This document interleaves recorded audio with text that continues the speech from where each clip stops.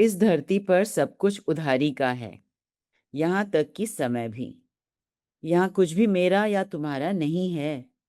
हम जमीन के एक टुकड़े के लिए झगड़ते हैं, जो कि सिर्फ धरती माँ का है। तुम्हारा सिर्फ वही है जो तुम लेकर आए थे, और वही लेकर जाओगे, तुम्हारी आत्मा। So everything that we feel we have possessed, we own it. Actually, it is all borrowed. It is all borrowed. Even time is borrowed. इस धरती पर सब कुछ उधारी का है, यहाँ तक कि समय भी। Because we are only the visitor on the planet. हम तो सिर्फ यहाँ पे टेम्पररी विजिटर हैं, राइट? सो फिर उस चीजों को हम ये क्यों बोलते हैं ये मेरा है, ये मेरा है? ठीक है, भौतिक जगत के एंगल से या व्यवहारिक जगत के एंगल से बोलना अपनी जगह है, बट अंदर से एक अवेयरनेस चाहिए। We have to carry that awareness कि no, this is not mine, right?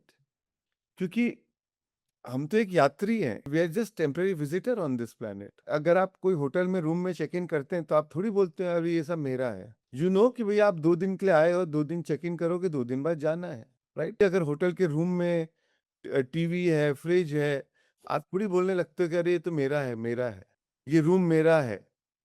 You know कि भाई ये टेम्पररी हूँ, मुझे जाना है। तो इसीलिए इस धरती पर सब कुछ उधारी का है, यहाँ तक कि समय भी। हम समय को भी अपना समझने लगते हैं, बट वो भी उधारी का है। तो यहाँ कुछ भी मेरा या तुम्हारा नहीं है। हम जमीन के एक टुकड़े के लिए झगड़ते हैं, पर वो तो सिर्फ धरती माँ का है। जमीन धरती माँ की है। आप जमीन को कहीं से उठा के लेके जा नहीं सकते कि ये मेरा है, मेरा है। वो तो धरती माँ का है, वो तो उसी का रहने वाला है। हम आएंगे, चले जाएंगे। और आएगा, वो फिर क्लेम करेगा नहीं अब ये मेरा है। फिर कोई और आएगा, वो बोलेगा ये मेरा है। पर सब भ्रम में है। वो जमीन तो धरती माँ की है, धरती माँ के पास ही रह रही है, पर हम उसी के लिए लड़ते हैं।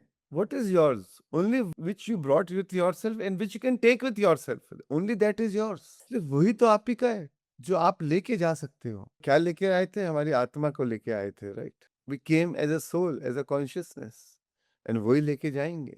और जो लेके जाते हैं वो हमारा सूक्ष्म शरीर है। What we carry with us is the energy, right? हमारे कंपन को हम लेके जाते हैं, क्योंकि अगर आप यहाँ पे बहुत अटैच रहे, मोह माया में बहुत ज्यादा आप अटके रहे और आप क्रोध, लोभ, लालच ये सब किया, तो जब आप शरीर छोड़ेंगे तो ये भावना को लेके जाएंगे।